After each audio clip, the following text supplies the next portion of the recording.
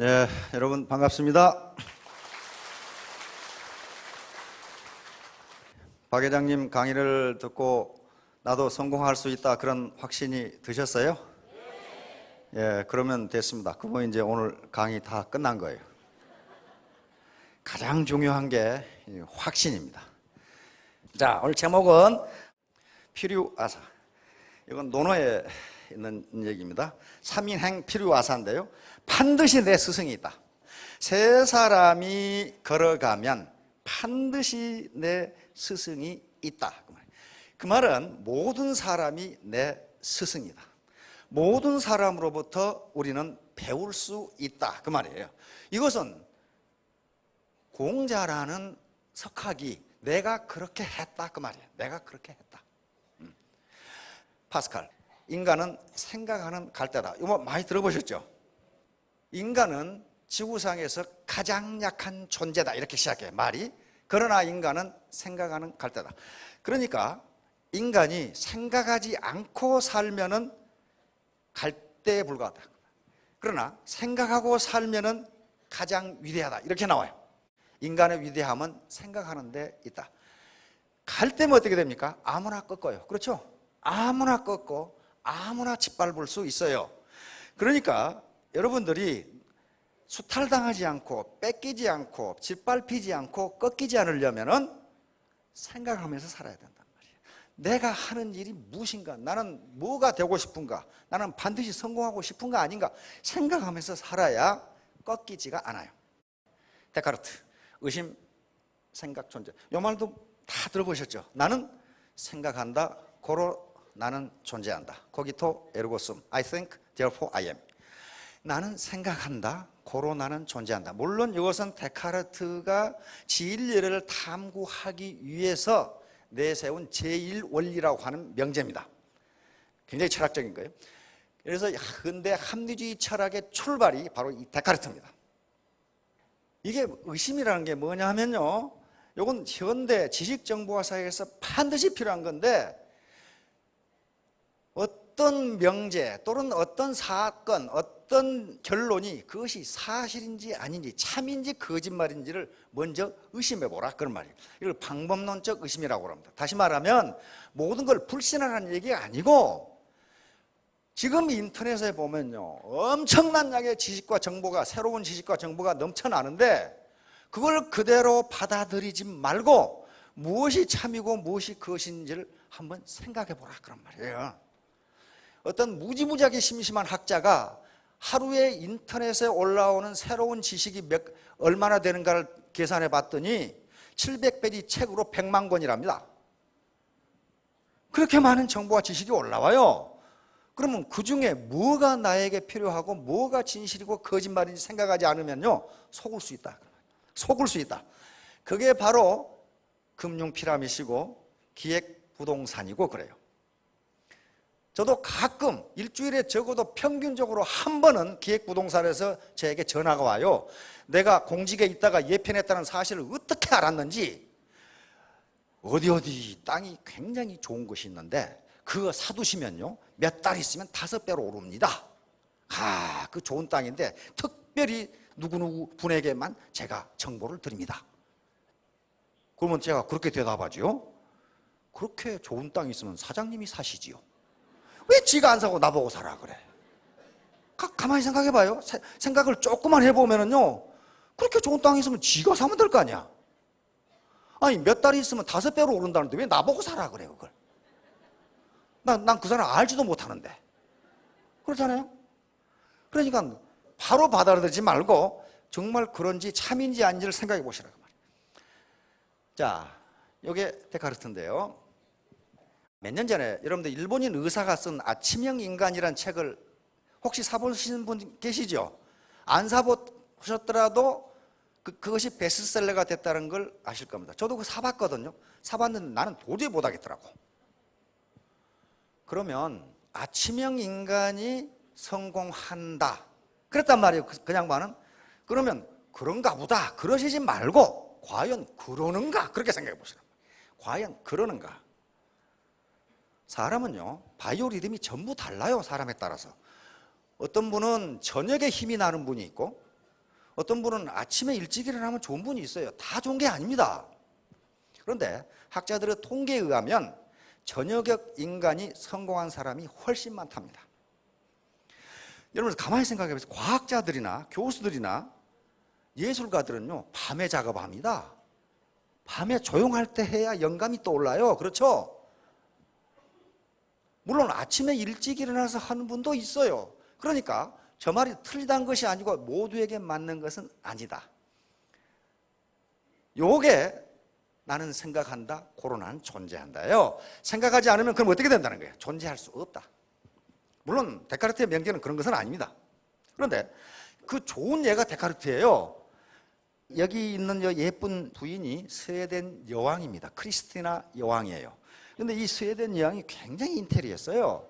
그래서 데카르트는 프랑스 사람인데 데카르트를 스웨덴 왕궁에 초빙을 해서 일주일에 3번씩 철학 강의를 들었습니다. 근데 데카르트는요, 밤 12시에 자서 그 이튿날 낮 12시까지 자는 사람이에요. 왜냐하면 선천적으로 몸이 약해. 몸이 약하고 철학자들은 밤에 글을 쓰고 생각을 해요. 그러니까 밤 늦게 자서 그 이튿날 낮까지 자야, 요게 이 사람의 무슨 리듬이냐면 바이오 리듬이에요. 근데 여왕이 낮까지 잠잘 수는 없잖아. 그러니까 크리스티나 여왕이 자기에게 3일간 철학 강의를 해주는데 새벽 5시에 해주라고 명령을 했어요. 그러면 데카르트는 언제 일어나야 돼? 새벽 3시에 일어나야 돼. 그렇죠? 거기서 여왕 궁까지 가야 되니까 밖에서. 그렇게 하니까 얼마 뒤에 죽어버렸어. 감기 걸려 죽어버렸어. 감기가 폐렴으로 가가지고 단 일주일 앓다가 죽어버렸어. 그래서 학자들은 데카르트의 늦게 일어나야 되는데 일찍 일어나서 면역 체계가 붕괴되면서 죽었다고 결론을 내렸어요. 다시 말하면 자기 바이오리듬에 맞지 않게 어거지로 아침형 인간이 성공한다. 그러니까 나도 새벽 3시에 일어나서 운동해야지. 그러다 죽어버린다. 그 말이에요 지금. 그 말이 틀린 것은 아니고 어떤 사람에게 맞아요. 다 맞는 건 아니다. 그것이 생각하는 것이고 그것이 존재하는 것이고 그것이 생각의 힘이에요. 사유의 힘이라고요. 그래서 데카르트가 양식은 이 세상에서 가장 공평하게 배분되어 있는 것이다. 바르게 판단하고 참을 거짓과 구별하는 능력, 그것이 바로 양식 또는 이성이라 불리는 것인데 이것은 날 때부터 타고난 것이며 모든 사람에게 평등하다. 다시 말하면 모든 인간은 이성이라고 하는 참과 거짓을 구별할 수 있는 능력이 태생적으로 갖추어져 있다는 거예요. 그러니까 참인지 거짓인지 당신이 스스로 생각해보라. 그 말이에요 지금. 공자라는 사람을 모르는 분이 없는데 공자의 위대함은 이런 곳에 있습니다. 논어에 있는 건데요. 위정편에 있습니다. 학이 불사즉망 사이 불학즉태. 딱 학과 사를 대비해가지고 기가 막힌 말을 해놨어요. 배우기만 하고 생각하지 않으면 꼬둡다면 멍청하다 그 말이에요. 그러니까 제도권 학교에서 지식을 잔뜩 집어넣는데 자기 판단력, 자기 이성, 자기 생각이 없으면 그것은 지식 창고지 지혜가 있는 사람이 아니라 그 말이에요. 지혜가 없으니까 어때요? 멍청하죠. 그 다음에 사이 불학즉태 그랬어요. 생각만 하고 배우지 않은 놈은 위태롭다. 왜 위태로워요? 생각만 하고 배우지 않은 사람은요 지 생각이 다 맞는 줄로 생각해. 새로운 지식을 습득해야 내 판단이 옳은지 아닌지를 알 거 아니에요. 근데 고집이 세고 아집이 센 사람이요 다른 사람 말을 들으려고 하지 않아요. 내가 맞아 임마 네가 틀려. 그렇게 하는 사람은 위태로워요. 왜? 일을 저질러 놓거든. 위태로워요. 그러니까 학과 사가 조화를 이루어야 된다. 배우고 생각하고. 그러니까 생각이 없는 배움은 죽은 지식입니다. 여기서 이런 강의를 들어도 내가 반드시 성공하겠다는 간절함, 내 생각을 가져야 되고 주도적으로 판단해야 되고 누가 좋으니까 하고 좋다고 하니까 하고 좋지 않다고 하니까 안 하고 그건 자기 생각이 아니에요. 남의 생각이지. 사와 학이 조화를 이루어야 된다는 겁니다. 술에 취해 자다가 가죽옷을 잃어버린 사나이. 이것은요 한비자라는 책이 있습니다. 법가사상의 아주 10대성입니다. 여기에 소정매라는 사람이 술에 취해가지고 자다가 가죽옷을 어떤 놈이 벗겨가 버렸어. 그 말을 들은 송나라 임금이 헤이, 말도 안 되는 소리. 아무리 술 취해 잔다고 자기 옷 벗겨가는지도 모를까? 그랬단 말이에요. 그러니까 소정매가 송나라 임금한테, 폐하, 하나라 거랑은 술에 취해 자빠져 자다가 나라를 잃어버렸고 나라가 망해버렸거든요. 이 말입니다. 이 걸은 취해 자다가 나라입니다. 천하를 잃어버렸습니다. 그런데 가죽옷 하나 잃어버린 거야, 뭐 그게 뭐 문제가 됩니까? 어떤 놈은 술 취해 자다가 나라를 잃어버렸는데, 강고에 술 취하지 말라고 그랬다. 술 취한 놈은, 항상 취해 있는 놈, 만약에 임금이 항상 취해 있으면 나라를 잃어버리고, 필부 보통 사람이 항상 취해 있으면 지 몸을 잃어버린다 그랬어요. 지 몸을 잃어버린다. 다시 말하면 뭔가에 취해 있으면, 무엇에 취입니까? 술에 취하거나 돈에 취하거나 욕심에 취하거나 자만심에 취하거나 권력에 취하거나 이렇게 되면 자기가 없어져 버려요. 자기가 없어지고 그것만 남아. 그래서 결국은 자기를 잃어버린다. 지금 그런 얘기예요. 여기 취해서 자빠져 사는 사람들 봤어요. 이렇게 취해 있으면 꼭 술에 취한다는 것만 아닙니다. 제 생각을 못한다 그런 말이에요. 자기 판단력이 없어져 버려요. 취해 있으니 돈에 취하거나 권력에 취하거나 여자에 취하거나 남자에 취하거나 욕심에 취하면 내 본연 제 올바른 판단을 못하게 되니까, 그렇게 되면 임금이 그렇게 되면 나라를 잃어버리고 보통 사람이 그렇게 되면 제 몸을 잃어버린다. 그 얘기입니다. 경국지색, 워낙 이뻐가지고 나라를 망하게 하는 미인을 경국지색이라고 그럽니다. 아까 거랑도 보면은요, 반드시 어떤 나라가 망할 때 등장하는 게 누구냐 하면 절세가인이에요. 미인이 반드시 등장을 해. 근데 역사는 누가 쓰냐 하면은, 역사는 승자가 씁니다. 승자가 쓰기 때문에 앞에 패자는 아주 되도록 나쁘게 묘사를 해야 돼요. 그럼 아주 나쁜 놈이었다 이렇게 해야 된단 말이에요. 그런데 임금 보고 무지무지 나쁜 놈이라고 욕을 하지만은, 그래도 임금인데 누구한테 그 책임을 떠넘겨야 되냐면 절세가인 미인한테 떠넘겨야 돼. 그 미인 때문에 그랬다. 그래서 거랑은 말리라고 하는 미인이 있었습니다. 아주 절세가인이었어요. 그 말이라고 하는 후궁과 술 먹고 놀다가 망해버렸어요. 그 뒤에 이제 하나라가 망하고 은나라, 상나라가 서는데, 상나라의 마지막 임금은 주왕이라고 하는 임금인데, 그 임금님은 달기라고 하는 미인과 놀다가 나라가 망해버렸어요. 달기라고 하는 미인과 어떻게 놀았냐면, 워낙 이쁘기 때문에 왕궁의 연못을 파가지고 거기다가 술을 부었어요. 그리고 왕궁의 수풀에다가 고기를 걸어놓고 술 마시면서 쫓아다니면서 궁녀들하고 놀면서 안주 먹으면서 그렇게 놀았어요. 그걸 주지용림이라고 부릅니다. 주지용림이라고 하는 말은 거기서 나왔어요. 그러니까 샘을 파놓고 고기를 수풀에 걸어놓고 놀았다. 그리고 이렇게 놀라면 어떻게 해야 돼요? 세금 많이 걷어야 되겠죠. 세금을 무지무지 거두니까 백성들이 원성이 자자해. 원성이 자자하니까 어떻게 하느냐 하면은, 항의하는 놈 다 죽여버렸거든. 이렇게 구덩이를 파놓고 여기다가 숯불을 피워. 숯불을 피우고 여기다가 나무를 걸쳐놓고 나무에다가 기름을 발라. 미끌미끌하게 기름을 발라서 자기에게 반대하는 놈은 여기서 이렇게 기어가라고 그래. 올라가서. 그러면 여기 숯불이 지글지글 타니까 나무에다 기름을 발랐으니 이거 건너간 놈이 누가 있겠어요? 이걸 타서 죽어. 그걸 보고 술을 마셔. 저것을 도탄이라고 그럽니다. 그래서 국민이 도탄에 빠졌다는 게 여기서 나온 말이에요. 그런데 나중에 이제 주왕이 쫓겨나고 탕왕에 의해서 토벌이 되고 달기가 잡혔어요. 근데 달기가 사형장으로 끌려가는 모습이 그려져 있는데, 그것을 읽는 남자들 마음을 아주 설레게 만들어요. 달기의 모습이 어떻게 되냐면, 형장으로 끌려가는데 봄비에 젖은 백꽃 같았다 이렇게 기록되어 있어요. 봄비에 젖은 백꽃이 어떻게 생겼는지 잘 모르겠는데 하여간 그렇게 이뻤다 그 말이에요. 그런데 사형을 시키려면 어떻습니까? 젊은 망나니들이 뭐 춤추고 해가지고 치죠. 젊은 망나니가 이렇게 춤을 추다가 달기의 목을 치려다가 그대로 굳어졌어요. 달기 얼굴을 보는 순간 기절을 해버렸어. 어떻게 인간이 이렇게 이쁠 수가 있냐. 그래서 다른 망나니를 데려다 했는데 그 자식도 치려다가 몸이 굳어져 가지고 사형을 못 시켜. 어떻게 인간이 이렇게 이쁠 수가 있냐 말이지. 그래서 탕왕은 이거 안 되겠다.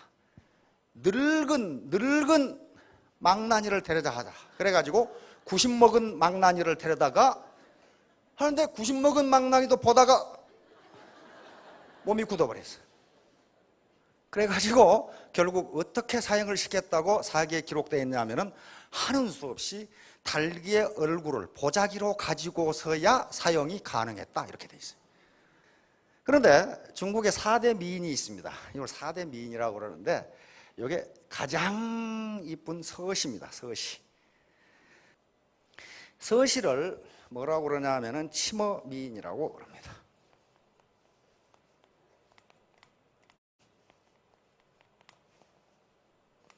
치머 미인은 서시가 호수 다리 위를 거니는데 물고기가 서시의 얼굴을 보고 그 아름다움에 취해서 헤엄치는 걸 잃어버리고 강바닥으로 가라앉았다. 이게 서시예요. 이게 치모 미인이에요. 여기도 몇 분 계시는 것 같은데 그런 분들은 호숫가에 거닐면 물고기를 그냥 잡을 수가 있어요. 전부 다 헤엄치는 거예요. 두 번째 왕소군입니다. 왕소군은 한나라 원제 때 후궁인데 나간미인이라고 그럽니다. 왕소군이 워낙 이뻐가지고 왕소군이 요걸 켰거든요. 우리 같으면 지금 저 검은고 이런 걸 켜는데 그 위를 날아가던 기러기가 왕소군의 아름다움에 취해서 날개짓을 안 하는 바람에 땅으로 떨어졌다. 그게 왕소군의 나간미인입니다. 그 다음에 초선인데 삼국시대에 있었던 미인입니다. 동탁에게 미인계로 썼던 인물인데 이걸 폐월미인이라고 합니다. 초선이 달밤에 밖에 나와서 산책을 하자 달이 초선을 보고 부끄러워서 숨었다. 그게 폐월미인 초선입니다. 이건 소화미인 양귀비입니다. 당현종이죠. 초선이 꽃밭에서 거니니까 꽃이 양귀비의 얼굴을 보고 부끄러워 숨었다. 그게 수화미인이에요. 이 정도 미인은 돼야 그래도 망나니가 사형을 못 시키겠죠. 자, 그런데 나는 어디로 간 거야? 유영경이라는 사람이 명나라던데요. 현역편이라는 책에 이런 얘기가 나왔습니다. 두 사람이 길을 가다가 날이 저물어서 주막집에 하룻밤 묵게 됐어요. 한 사람은 건달 중인데 범죄를 저질러 가지고 체포돼 가지고 발에 차고를 채워서 지금 유배지로 가는 중이고, 즉 귀양살이 가는 중이고, 한 사람은 그 범죄자를 호송하는 포졸이에요. 관리. 그러니까 날이 저물어서 유배지로 끌고 가는데 한 방에 묵게 됩니다. 한 방에 묵어야 이놈이 도망가지 못하도록 지킬 거 아니에요. 한 방에 있는데 이 건달 중이 자기가 숨겨놓은 돈을 꺼내가지고 주막이니까 그 포졸님 우리 술이나 한잔하고 이렇게 피곤한데 그냥 잡시다 그랬단 말이에요. 처음에는 좀 거절을 했겠죠. 그러나 출출하던 판에 술이나 한잔하고 자야 되겠다 하고 술을 먹기 시작했어요.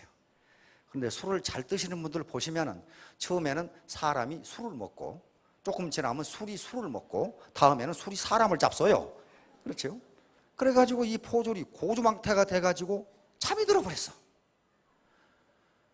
그러자 이 범죄자는 잘 됐다 싶어가지고 자기 발에 차고를 풀어서 포졸의 발에 채우고 칼을 빼가지고 포졸의 머리를 다 깎아버렸어. 다 깎아버렸어요. 그 이튿날 아침에 포졸이 술에서 깨어 일어나 보니까 한 사람밖에 없거든. 그렇죠? 두 사람이 있어야 되는데. 그런데 자기 발을 보니까 차고가 채워져 있어. 자기 머리를 만져보니까 이게 틀림없는 중이야.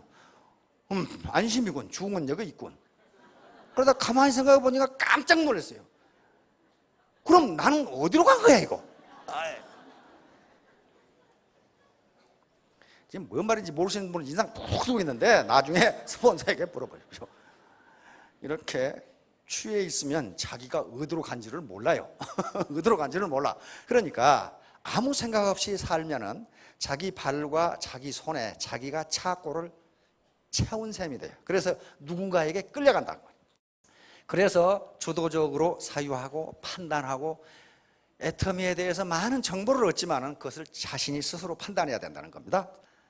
자, 3인행 필요하스도 근데 세 사람이 길을 가면 그 중에 반드시 내 스승이 있다. 그러니까 스승이 있을 수도 있고 없을 수도 있고가 아니고 필유, 반드시 있다.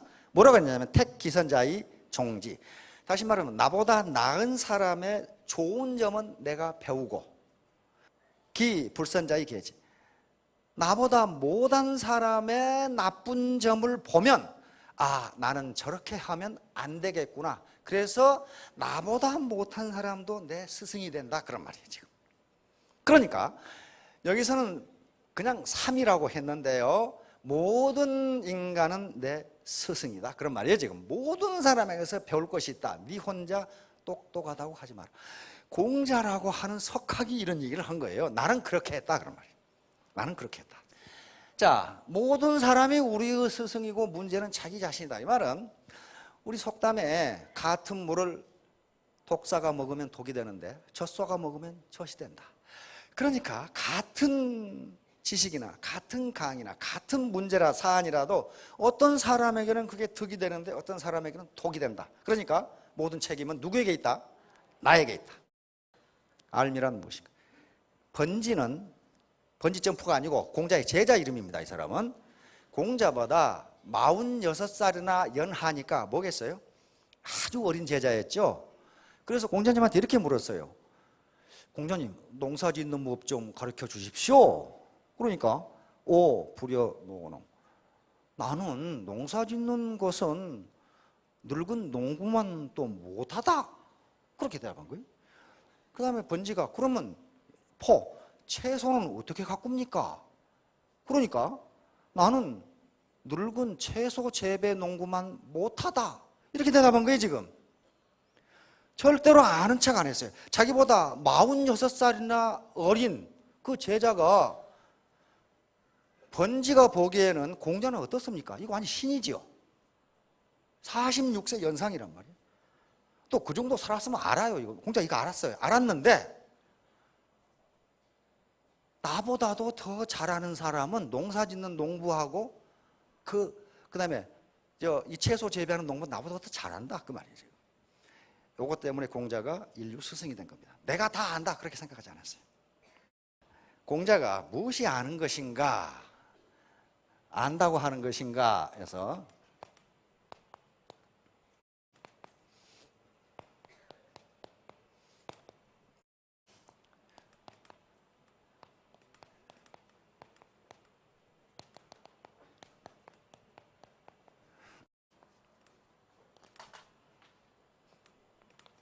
이런 말이 있습니다. 다시 말하면 아는 것이 뭐냐고 물으니까 공자가 이렇게 대답합니다.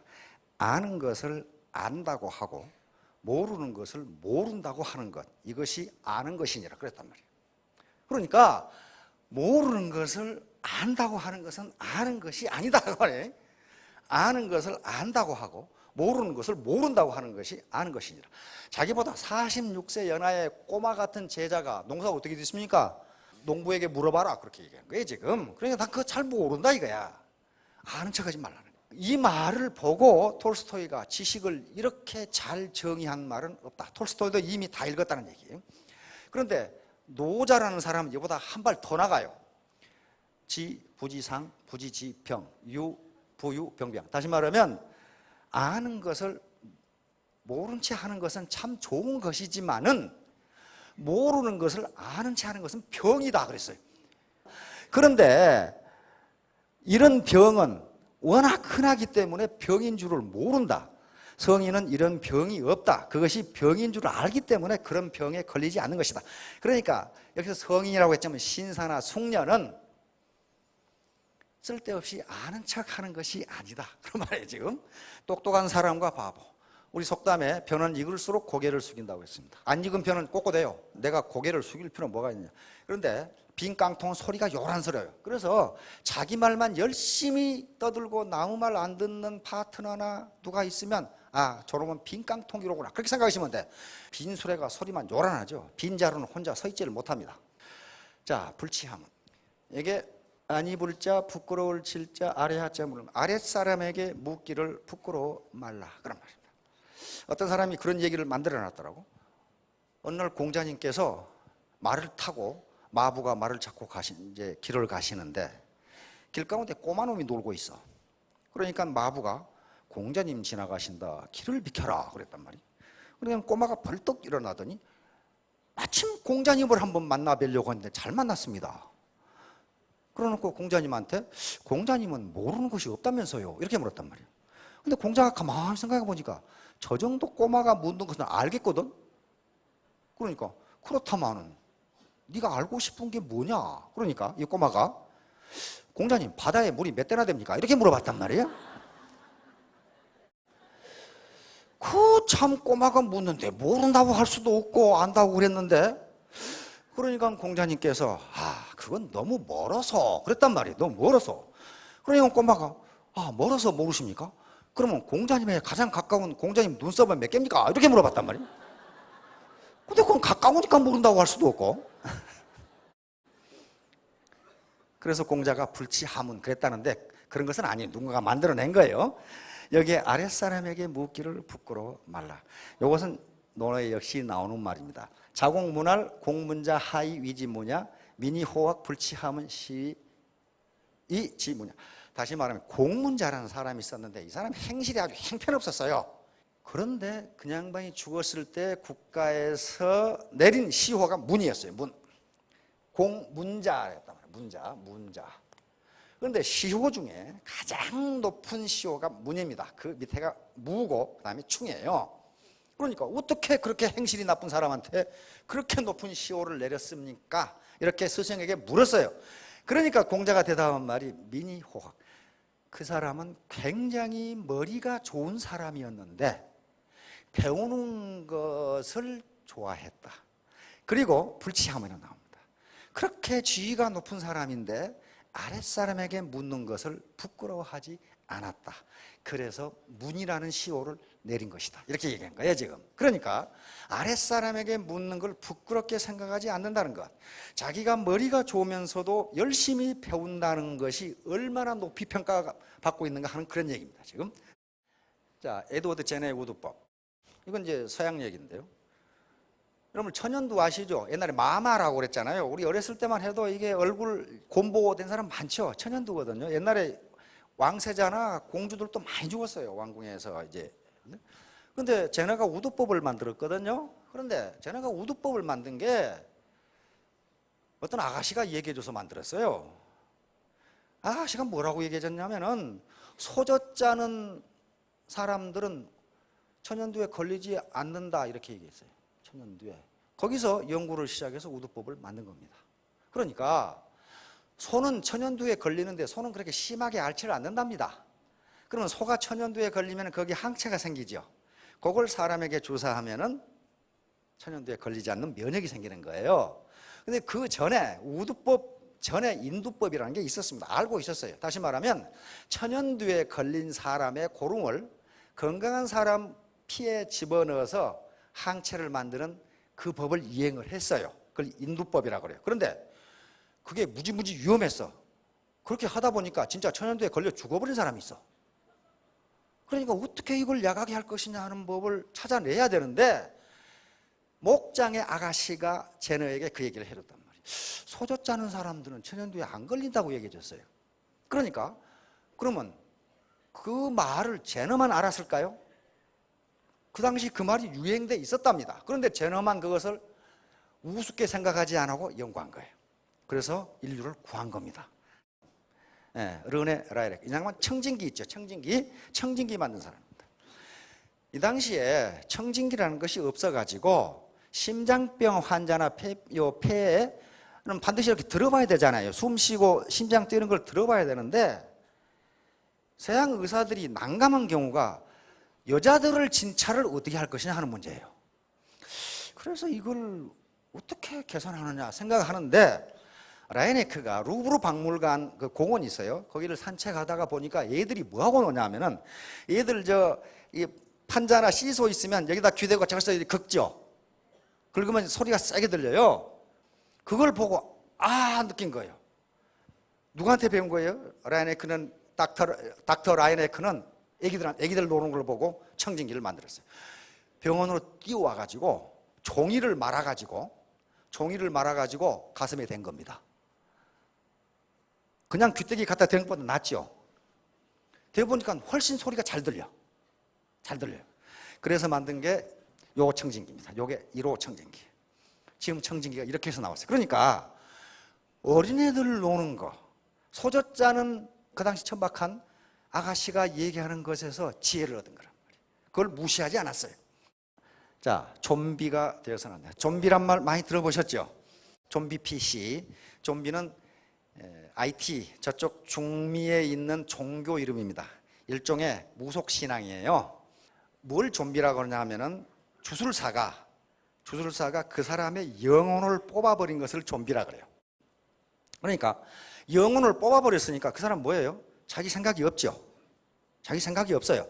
그래서 주술사가 시키는 대로 하는 게 좀비예요. 자기 의지가 없어. 요게 비슷한 게 중국의 강시예요. 강시는 죽은 객지에서 죽은 시체. 그러니까 이게 팔 들고 이렇게 뛰어다니죠. 왜냐하면 죽은 시체이기 때문에 관절이 굽어지지 않아서 그렇습니다. 이것이 이제 홍콩에서 영화가 나오면서 유명해졌는데요. 이것도 움직이는 시체예요. 그러니까 영혼이 없어요. 영혼이 없으니까 자기 생각을 못하는 거예요. 그러니까 누군가가 시키는 대로예요. 좀비 PC라는 게 그렇죠. 바이러스 오염시켜가지고. 그러니까 이렇게 되면은 이게 지금 명나라 때부터 나온 강시거든요. 이렇게 뛰어다니는 거. 명나라 때 그림들이고 좀비. 그러니까 이렇게 되면은 인간은 생각하는 갈대인데 생각을 못하니까 갈대밖에 안 돼요. 그러니까 누구인가 꺾이고 짓밟히고 이렇게 되는 겁니다. 이렇게 사업을 하면 절대로 성공할 수가 없어요. 자, 톨스토이 인생강. 톨스토이의 살아갈 날들을 위한 공부라고 우리나라에 지금 번역대에 나와 있는데 요 세 가지 질문을 또 하고 있어. 그리고 자기가 대답을 하고 있어. 당신에게 가장 중요한 때는 언제인가? 당신에게 가장 중요한 일은 무엇인가? 당신에게 가장 중요한 사람은 누구인가? 이렇게 놓고 자기가 답을 했어요. 당신에게 가장 중요한 때는 현재이며 현재가 가장 중요하다. 과거도 아니고 미래는 오지 않은 거니까 미래라는 것은 없어요. 계속 현재의 연속이거든요. 당신에게 가장 중요한 일은 지금 당신이 하고 있는 일이다. 그러니까 여러분들의 가장 중요한 것은 강의를 듣는 일이고 저에게 가장 중요한 것은 강의를 하는 일이고 또 여러분과 현재 이 일이 가장 중요하다. 지금 만나고 있는 그 사람이 가장 중요하다. 그래서 인생은 현재의 합산입니다. 과거도 없고 미래도 없어요. 현재를 이렇게 합해 놓으면 인생 그 자체가 되니까 현재를 잘못 살면 인생 전체가 엉망진창이 돼버려요. 그러니까 현재 내 삶이 만족스럽지 않다면 과거 지금까지 합산해온 내 인생이 별로 바람직하지 않다. 즉 시간을 낭비했다는 것을 이야기합니다. 자, 결론입니다. 노마지지. 노마지지라는 말은 늙은 마르 지혜라는 뜻입니다. 여기 관중이라는 사람이 나오는데요. 제 나라의 저명한 재상입니다. 오늘 같으면 수상이죠. 스뿡이라는 사람은 대부입니다. 그런데 관중과 스뿡이 요 제 환공이라는 임금입니다. 요 제 나라의 환공을 춘추 5패 첫 패자로 만든 사람이 관중이라는 사람인데 관중은 우리가 관포지교로 유명한 사람입니다. 이건 나중에 얘기할 기회가 있을 겁니다. 그런데 관중하고 스뿡이 이 황공과 함께 이 고죽국 나라 이름이에요. 고죽국이라는 것을 치고 이제 제 나라로 오는데 아니 이거 조그만 나라니까 금방 치고 올 줄 알았는데 봄에 출병을 해가지고 겨울에 돌아오게 됐어요. 그러니까 겨울에 그 추운데 돌아오다가 눈이 오고 그래가지고 길을 잃어버렸어. 길을. 그럼 어떡하겠어요? 산중에서 길을 잃어버렸으니 병사들 어떡하겠냐. 임금하고 재상, 대부가 있는데 길을 잃어버렸어. 이때 관중이라는 사람이 관중 재상이죠. 늙은 말의 지혜를 이용하자. 이용하면 길을 찾을 수 있습니다. 이런 거예요. 다시 말하면 늙은 말을 그냥 풀어줬어요. 풀어주고 그 뒤를 졸졸졸 따라갔어. 그러니까 길이 나와. 늙은 말은 과거의 오랜 경험으로 그쪽으로 가면 길이 있다는 걸 아는 거예요.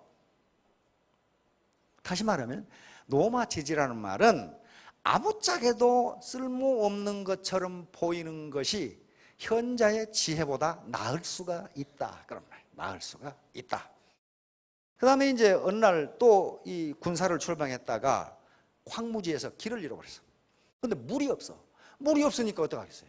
병사들이 지금 갈증에 걸렸단 말이에요. 그래서 스풍이라는 사람이 계미는 겨울에는 시원한 북쪽에 집을 짓고 살고 추운 겨울에는 남쪽에 집을 짓고 삽니다. 그런데 계미가 사는 곳에서 몇 인치를 가서 거기에 몇 여덟 자를 파면 그곳에 물이 있습니다. 계미는 그런 곳에 집을 짓습니다. 그래가지고 파보니까 과연 거기서 샘이 솟아. 그러면서 한비자가 하는 얘기가 뭐냐 하면은 이와 같이 관중과 같은 현자, 스푼과 같이 지혜 있는 사람이 아무것도 아닌 늙은 말과 계미에서도 배우는데 요즘 사람들은 도대체 배우려고를 하지 않는다. 그 말이에요 지금. 그러니까 인생은 현재 합산이라고 그랬어요. 현재 합산이니까 내가 과거에 뭘 했느냐, 이게 취해 사는 거거든요. 과거에 취해 살고 내가 과거 지위에 취해 살고 내 자존심에 취해 살고 이렇게 하다 보면은 현재의 삶이 엉망이 돼가지고 미래도 엉망이 되는 거예요. 자, 필요아사.